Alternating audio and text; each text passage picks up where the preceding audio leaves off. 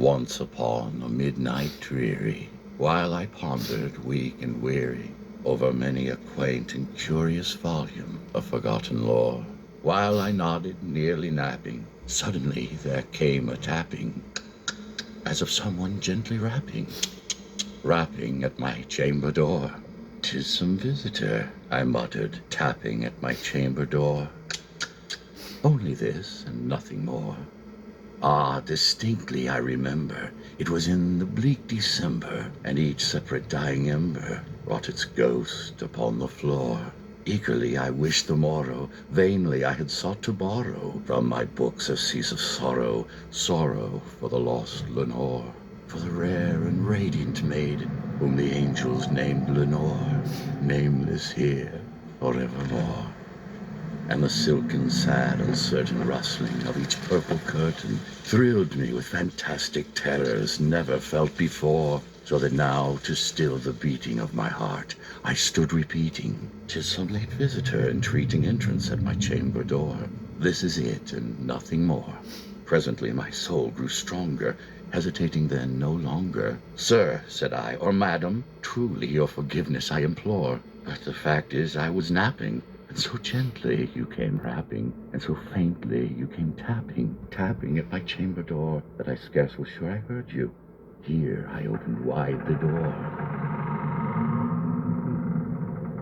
Darkness there, and nothing more.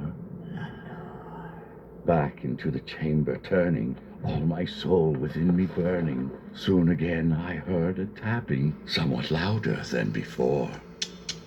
"Surely," said I, "surely that is something at my window lattice.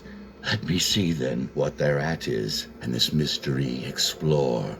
"'Tis the wind, and nothing more." Open here I flung the shutter, when, with many a flirt and flutter, in there stepped a stately raven of the saintly days of yore. Not the least obeisance made he, not a minute stopped or stayed he, but with mien of lord or lady, perched above my chamber door, perched upon a bust of Pallas just above my chamber door, perched and sat, and nothing more. "Though thy crest be shorn and shaven, thou," I said, "art sure no craven, ghastly, grim, and ancient raven, wandering from the nightly shore. Tell me what thy lordly name is on the night's Plutonian shore." Quoth the raven, "Nevermore."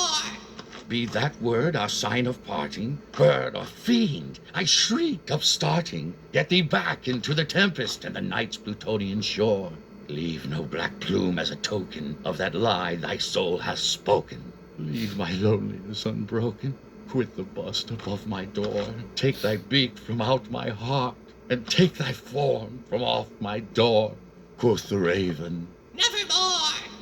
And the raven, never flitting, still is sitting on the pallid bust of Pallas just above my chamber door. And his eyes have all the seeming of a demon's that is dreaming, and the lamplight o'er him streaming throws his shadow on the floor, and my soul from out that shadow that lies floating on the floor shall be lifted nevermore.